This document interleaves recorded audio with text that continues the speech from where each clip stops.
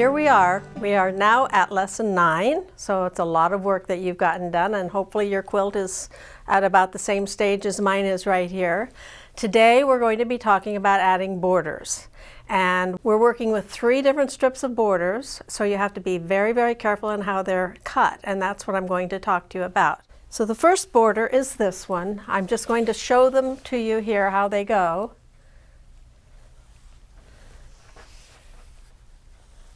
I chose this to go around the quilt first because it's used throughout the quilt, and it was a nice balance to bring that same border out to the edge.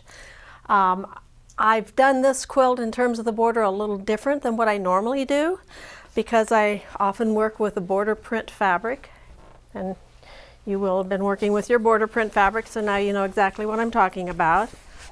But typically I would do a narrow border, something in between, and a wide border. And the width of those depends on what's the most pleasing to the eye. With this one, because I wanted this mini stripe border, which we've used throughout, I felt it was important not to have the border print as the first and last border, but to have the mini stripe as the first and last border. And that meant that this in-between part should probably be wider, so that's where I chose to use the wide part of the border print. However, normally I would take the border print all the way out to the edge and use this red line as a seam allowance in between. But now, because I've already got my lines on here, I wanted to use this, and I felt it was a little busy if I added this extra border there, and that maybe I should just use the inside part. Also, I want to keep track of what is the most pleasing proportions. So let's move over here to the blue version of the quilt, which is finished, and I can show you what I'm talking about. These are my golden gauge calipers, which automatically open to the distances of your golden mean or golden rule. Now, you may not know what I'm talking about on this. I've got several blogs on this on my website that you can look up, but basically it is supposedly the perfect proportion. Like if one strip is this wide, then this tells you how wide the next strip should be.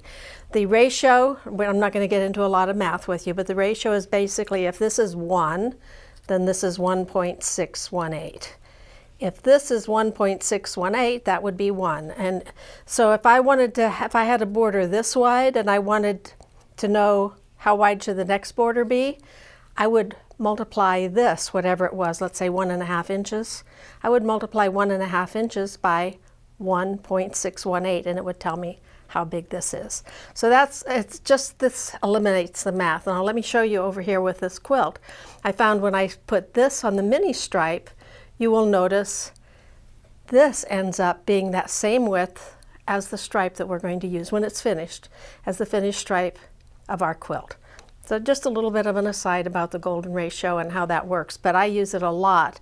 You'll find a lot of the quilts when you have one border and you look at it and you eye it and you think, maybe this is just too narrow or too wide, and you find the exact proportion. You know, a lot of times our eye just goes to that proportion, and I would guess if there's been a quilt like that you've worried about, if you measure the narrow and multiply it times 1.618, you would find that your eye automatically went to that proportion anyway. The reverse is true. If you've got a wider stripe and you want to go narrower, you don't want to go wider, you take this amount and you multiply it by 0.618, and it'll give you the width of this narrower one. So just a little bit of a lesson on the golden rule. Let's go back to this quilt then.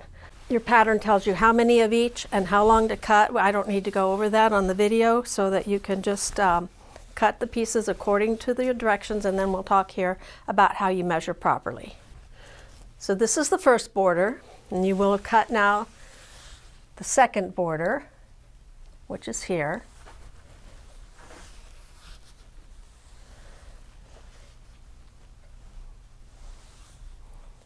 And then you have the third.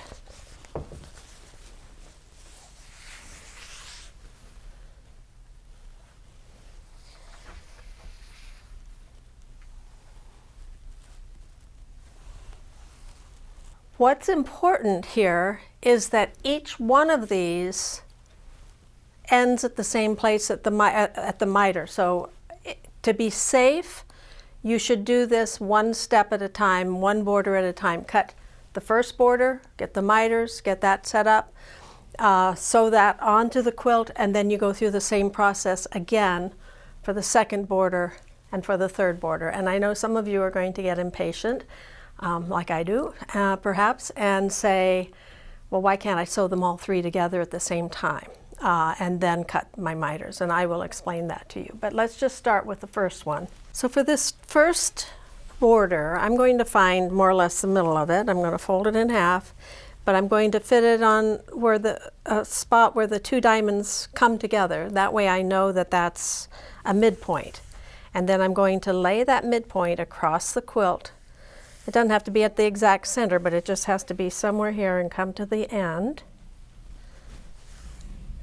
Now I would normally be doing this on a carpet, the floor, a long table or island or something.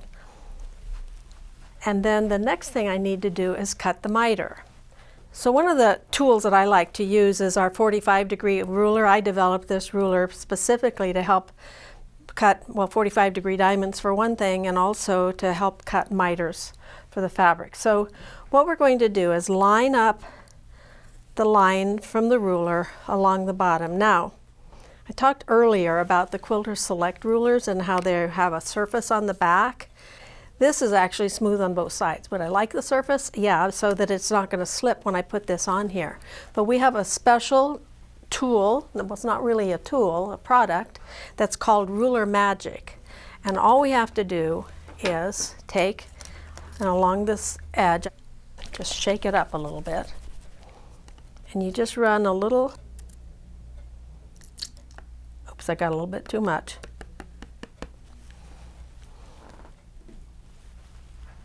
And then you just run that along the edge. I think I got a little bit too much. I'll put it on a couple of other edges because this is handy to have this. Keep one side smooth and then keep the other side with this little product, a little bit of product on there. So I'm going to let that just dry for about 5 minutes, and then I'll show you how it works. So this is dry, so we're in good shape now, but I just want to point out to you the fact that if I move it here, it's very slippery, but if I put the part down that has the product on it, it kind of sticks to the edge. So it makes it easier that your ruler's not going to slip while we're in the process of cutting it. One thing I want to caution you, a lot of you have both of our rulers that we've developed, the 45-degree ruler, which is what we're using for the mitered corners, but many of you also have my 60-degree diamond ruler. You will look as we see this that they are different angles. Do not, under any circumstances, use a 60-degree angle, or you'll be buying a new piece of border fabric, because that will not miter and you'll have buckled corners. I just caution you because I didn't want that to happen.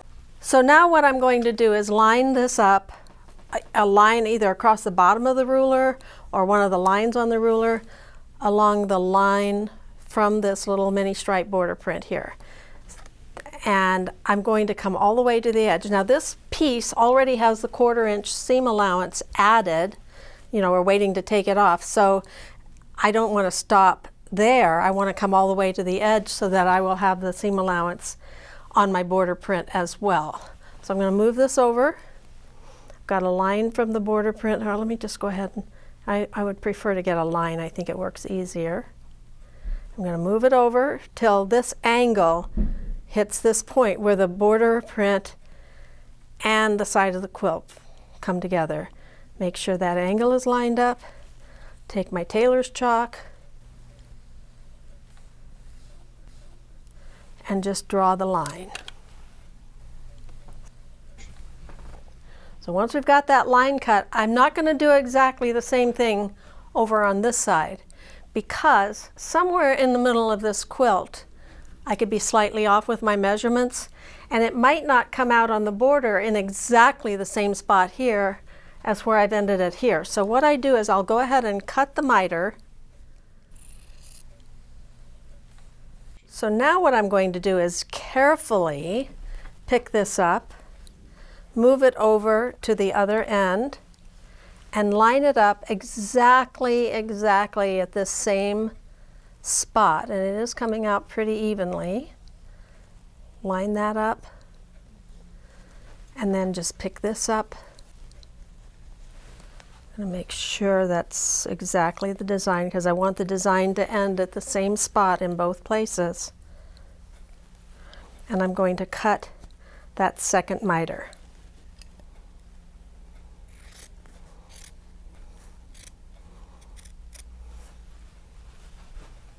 I had this pin so it wouldn't fall off there. Let me take the pins out.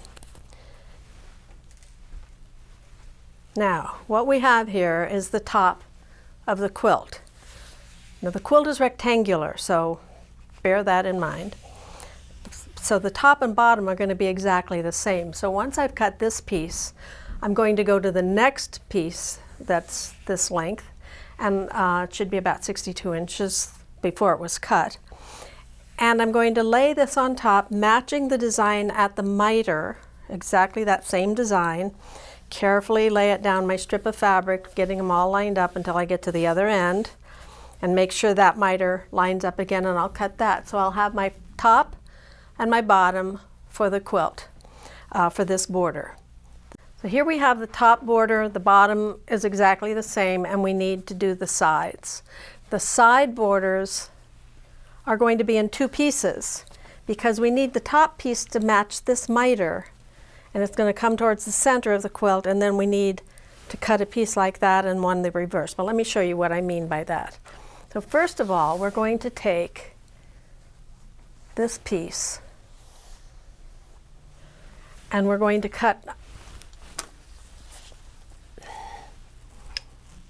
we're going to lay the border on top of here, lining up the design exactly. So I've got the designs exactly lined up, and I'm going to cut that miter.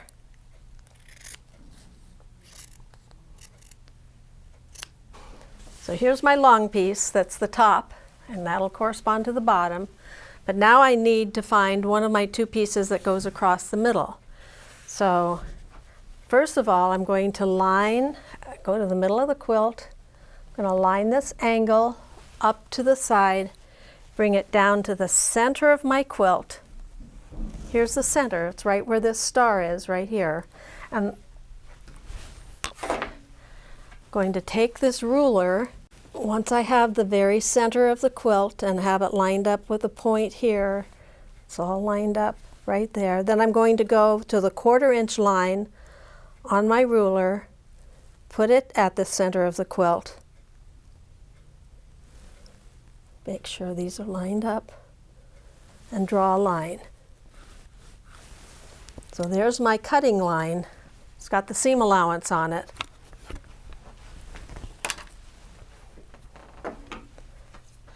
And I'm just going to cut that off. Now that one is going to be at this side of the quilt. But I need another piece for the opposite side. So let me take one of these pieces. And what you're going to do is put it right sides together, because the top part is the mirror image of the bottom. So the top left piece is going to be the same as the bottom right piece. The top right piece is going to be the same as the bottom left. Two of one kind and two of the other. So I'm going to take this, and again, I'm going to line up the miter, match the design on the piece, and now I'm cutting a reverse piece. Cutting the reverse piece here with the miter. And this time, I also have to come down here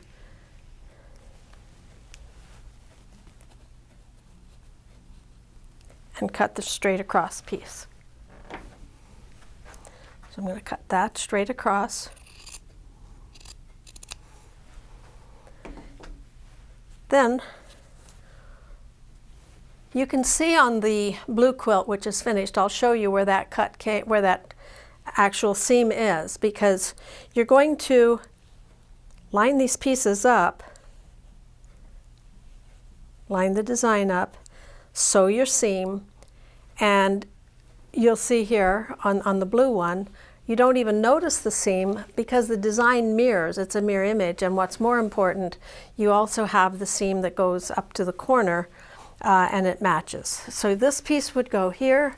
Well, let's do it on this side. It might be easier for you to see. This piece will go here.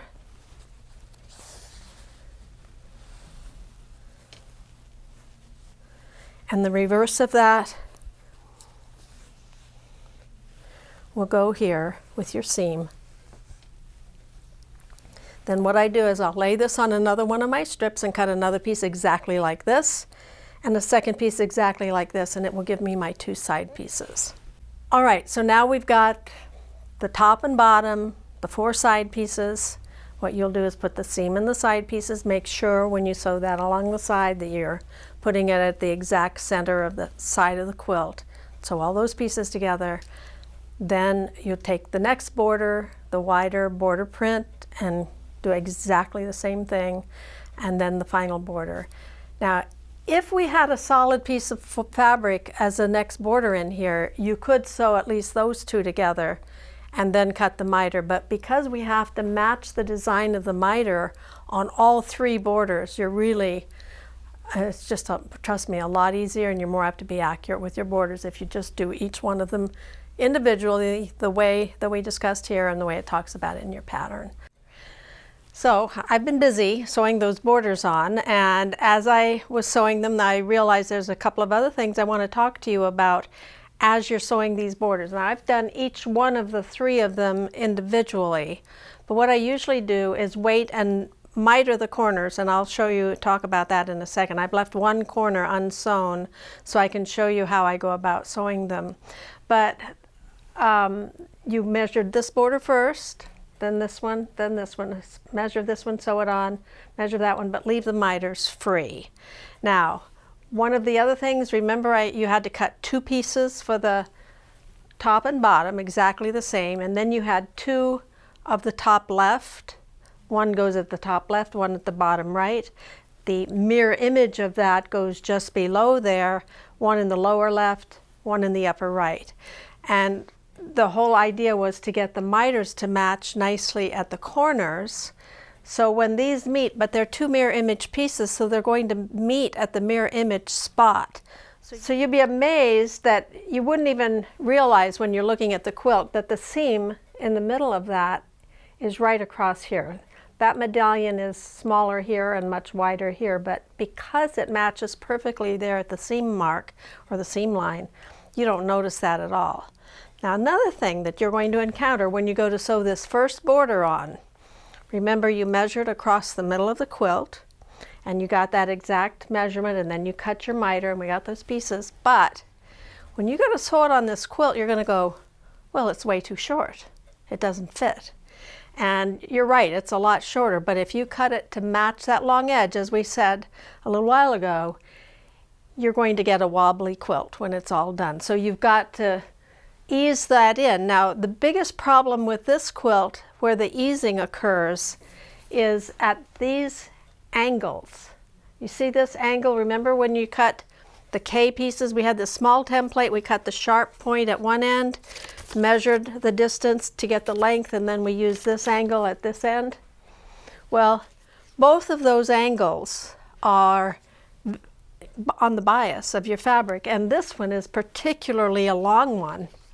So it's going to stretch a lot, and that's where you're going to get a lot of the stretch, and you don't want to sew it on stretch, so you got to bring it back in.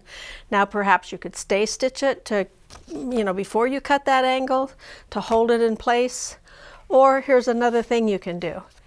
You can find the midpoint of this border and put a pin there or a mark right at the midpoint, and that's where the point of template K, where the dot is, not the actual point because the outside is seam allowance, but this is going to go right there. And if you go to the wrong side of this piece that you're sewing on and mark those 2 dots, then you know this is a straight edge This is straight along here, either the cross or straight grain, depending on how you cut it. So that pretty much just sews onto here with no issues until all of a sudden you get to this big wide bias. But if you know that that's where you pin, the rest of it you have to ease in. And I did have to do that on that, but you don't see any puckers because it's supposed to be that way. It's not supposed to be the stretch. So I caution you on that. The same exact thing is true over here, except it's not such a strong angle or a sharp angle. And that's where we have this side, and you've got the dots on there. You can do the same thing. This edge is going to sew onto your piece just fine, and so you can put a pin here, and then you can measure this distance on that border, and you know you have to ease this much of this border into that little area there. And then this is all straight grain to straight grain until you get to the same thing on the bottom edge of that. So that's one thing. There's a little bit of it in the instructions that tell you how to do this, but I wanted to explain it to you on the video so you could really see what it was that I was talking about. If you get these dots marked on here and marked on here, that will help you with the pinning. So as you go to sew this piece on, anytime you're sewing a border on, you're going to have the issue of the outer border needing to have some easing in. So you first pin the center. This is what I would have you do. You pin the center, then find that dot from here and pin this center. And then I had like about 6 pins in between here to ease in all that extra fullness. I just did halfway and put a pin, and then halfway and another pin, and you just ease in that fullness either side of the pins. And then when you come over to the end over here, or to either end, you're going to stop always. When you sew these borders, you stop at the dot. You always stop at the seam allowance, because this is a Y seam that you'll have to sew up that miter, so you need that seam allowance in there. So don't sew all the way to the end, sew just to the dot. And you just do that on all the pieces when you're sewing them together, and it should work out. When you're actually doing the sewing, you're going to leave that same little tiny black edge that you left before on all of these other strips throughout the quilt. And if we were not sewing a border print, you always sew the part that has to have the easing in, like where it's, somebody told me it's like a baggy bottom. You know, what's left, you have that on the bottom, and the piece that's, you're trying to stretch just a little to get it all to fit on top. In this case, automatically we do that because you want to sew from the line on the border print side, not the other side.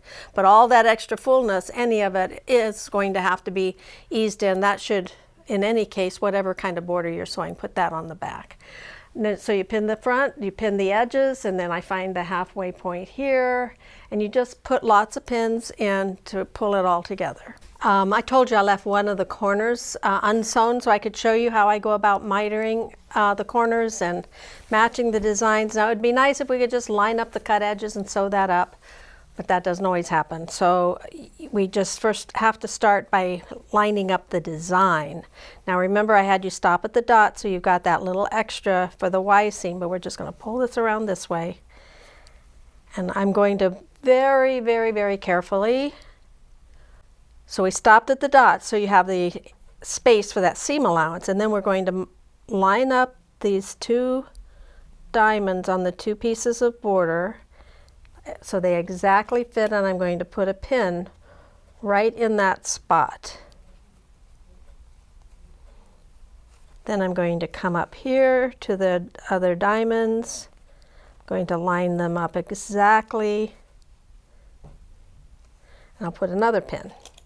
Now again, remember, when you're sewing by hand, you don't sew across the seams. When you're sewing by machine, you do. So it depends on how you're sewing it. Now, these may not exactly line up. I'm going to, I see that little paisley design here, and I'm just going to work with it till I get it exactly lined up. And then I'm going to stick another pin in there, and I'll double check these down here.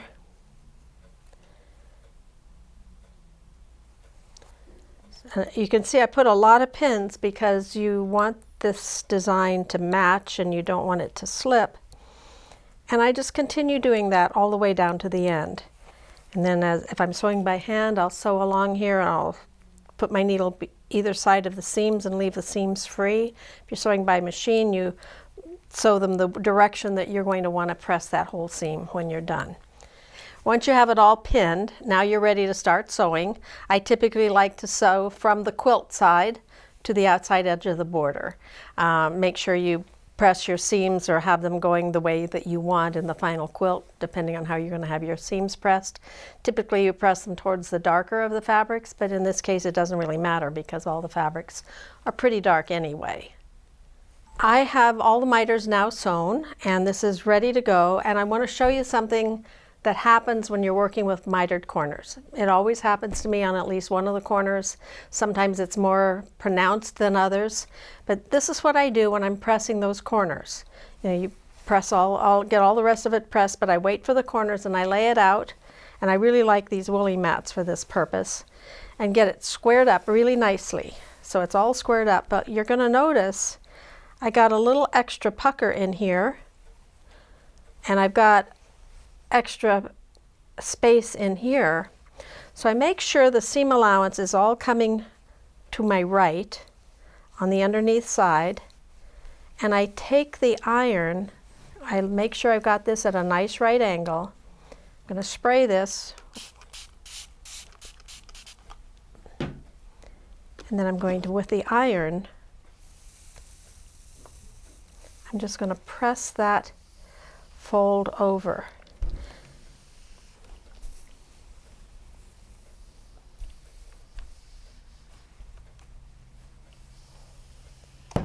Now, what you're going to see, when I pull this, you see how there's a bit of a gap there? There's also a bit of a gap here. So what I end up doing is going back over to this side, and you can see where the crease of the iron has come, and I need to sew right along there, right along the crease, that extra, to pull out that fullness, and then you're going to end up with a nice, there's a bit of the extra fullness down here too, at that miter. And so when we come down here, you're going to see the crease. It's not much of one, but it makes that difference in having your corner. And because you're sewing equal amounts to both of them, you're not disrupting the pattern of the design. You can see how it's all ironed in here, and you can see it perfectly. So once you have the quilt all done, the corners mitered, the borders on, you're ready to layer the quilt, the batting of your choice. But if you're hand quilting, I prefer a really thin 100% cotton batting. One of my favorites is Quilter Select. Request, that's their lightest weight level.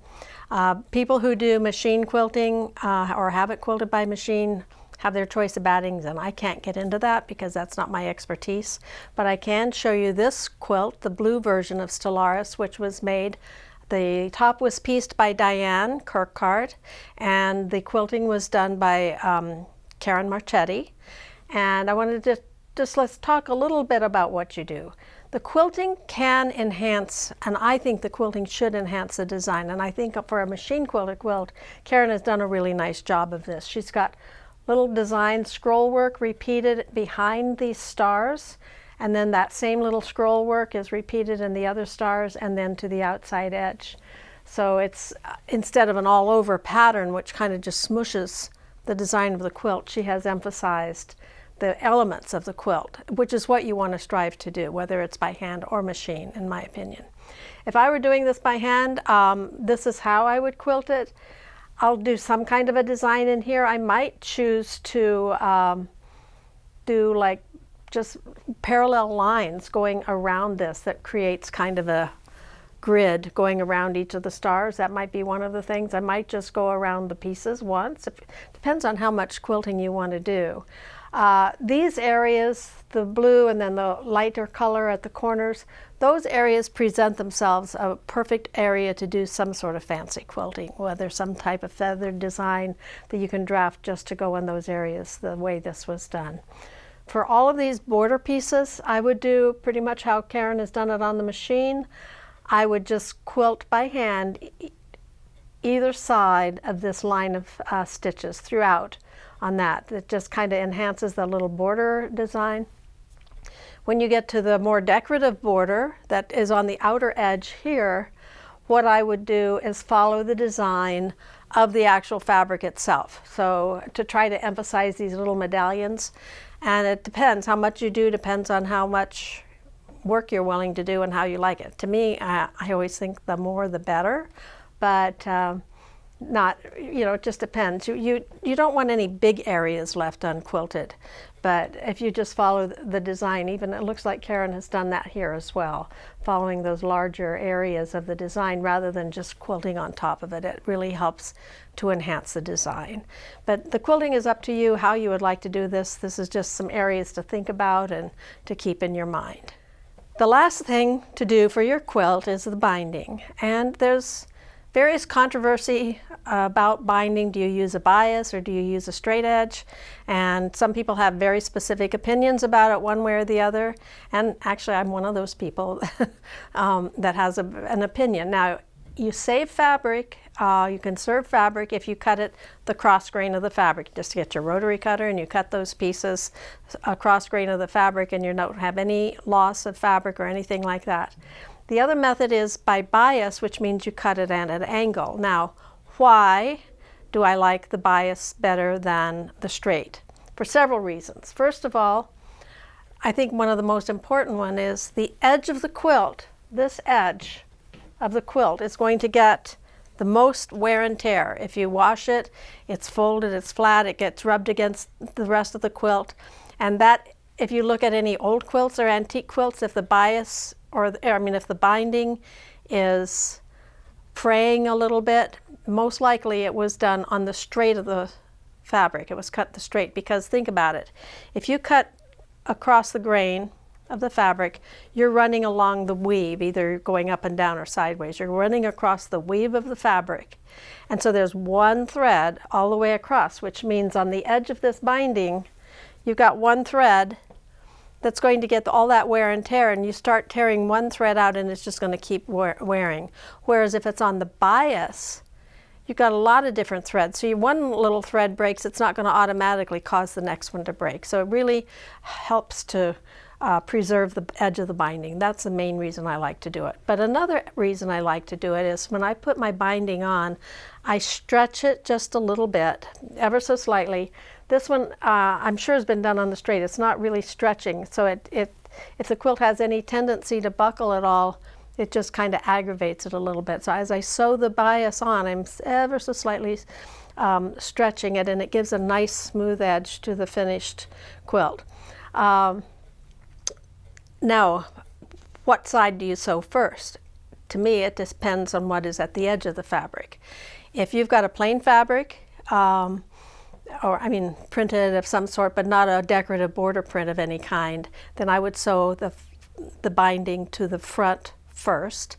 I typically like to cut my binding 2.5 inches, and then I fold it, so I make what I call a double binding. So I cut it 2.5 inches, I fold it, and then put the raw edges together and iron that out, so it's a double binding. And I put it on, if it's not a border print, I put it on the front first, and then stitch from the front, and then you fold that over, you stitch 1/4 inch, the same as everything else, 1/4 inch from the edge, and then you fold it over to the back and slip stitch that down by hand. I actually sew both sides by hand, but some people like to do both sides by machine. Some people do the sewing of it first, sewing by machine, and then the rest by hand. So it's really up to you and what work you want to do and how you want to do it.